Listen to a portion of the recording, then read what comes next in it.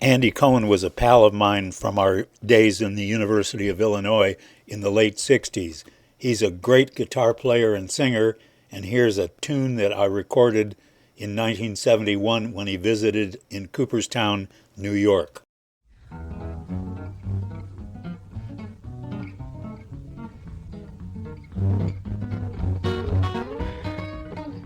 You know how many times Iris has heard me do this? Almost as many times as I've heard me do this. And I've been doing it for 3 years longer. Once upon a time, back in the Old Testament days, a long, long time ago, in fact, you know, there used to live a little boy. Now, this little boy's name was David, and David played the harp. You know, David played scales on the harp. He played scales on the harp all day long and far into the night. Yes, indeed, he did. That's exactly what he did. Played him inside out and upside down and backwards and forwards and standing on his head in the corner.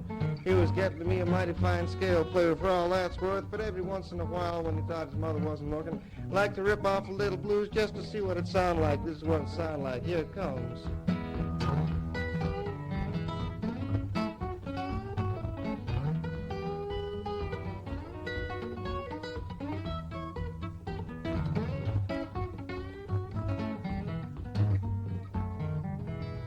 Get back to your scales, David. His mother would gently implore him. Yes, Mother. Christ.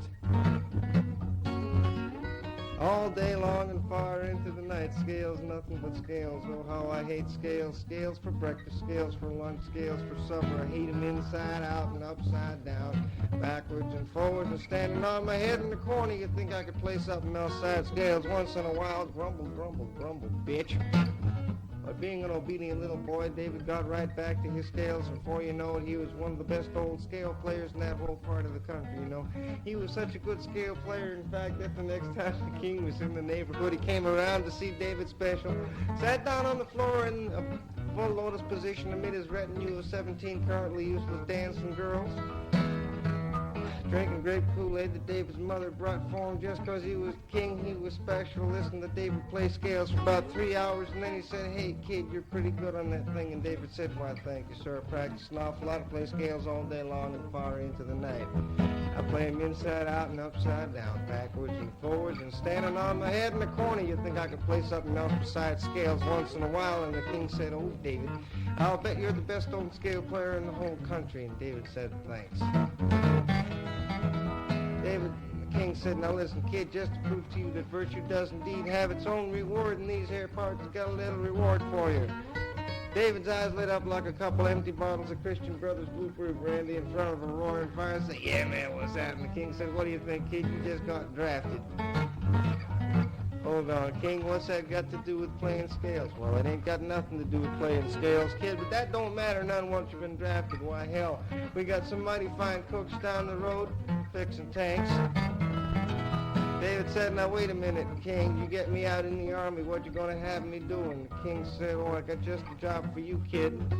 We got this giant, he's been raising a little bit of hell down south. Figured maybe you can go get him for us." David said, "Wait a minute. Now, I don't know this giant, and I don't know nothing about this giant. I don't know what he looks like. I don't know what he smells like. I don't know what color he is. I don't know what religion he is. I don't know nothing about the cat. What do you want me to go get him for you for?" And the king said, "'Cause that's the law, David." "Who the hell went and passed a silly law like that?" "Well, that's the law of man, David." "Well, ain't I a man?" "No, baby, you've just been drafted now. You're a number. Get on out there in the backyard with your slingshot, and we'll see you in about 3 weeks. So here's David. He's out in the backyard. He's practicing up for slingshot. It sounds like this. Here it comes. This is what slingshot sounds like.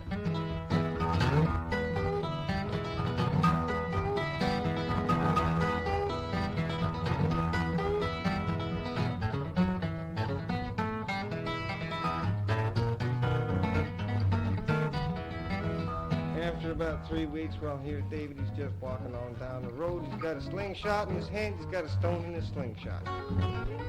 And he's got his harp in his back pocket just for the idle moments in case there happen to be any. He's walking on down the road and he's calling out after the giant. He's calling, "Here, giant. Come here, feller." All of a sudden, over the crest of the next hill, here comes the giant. He's a big giant. He's a huge giant. He's a large economy-sized giant. He's the biggest giant David's ever seen in his whole entire life. Giant's about 80 cubits tall, about 11 cubits wide. All David can think of is, "Wow, man, what's a cubit anyway?" Now, it just so happened this giant had a great big axe slung over his left shoulder. David took one look at that giant. He took the look at the axe. And then he looked back at the giant and said, hey, Mr. Giant, what you gonna do with that axe? And the giant said, well, looky here, a little bit of nothing to me and miles from nowhere.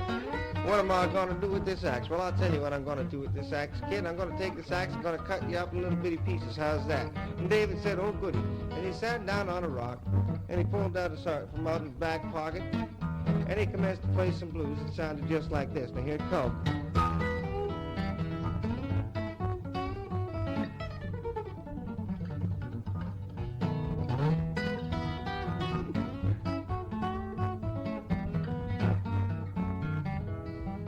The giant said, hey, kid, you're pretty good on that thing. And David said, why, thank you, sir. Practicing an awful lot of play scales all day long and far into the night.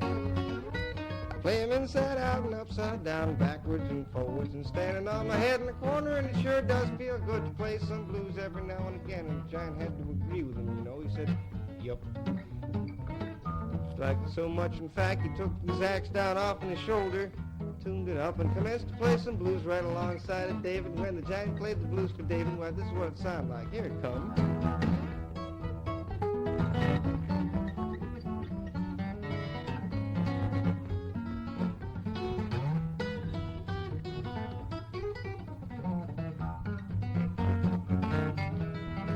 After a while, here's David and Goliath. You know, they're just walking on down the road, having a grand old time playing the blues. Goliath is cutting up right and left on his axe, and David's blowing up a storm on his harp, which only goes to show that if more people would sit around in corners and play scales, this would be a whole lot nicer place to live, don't you think?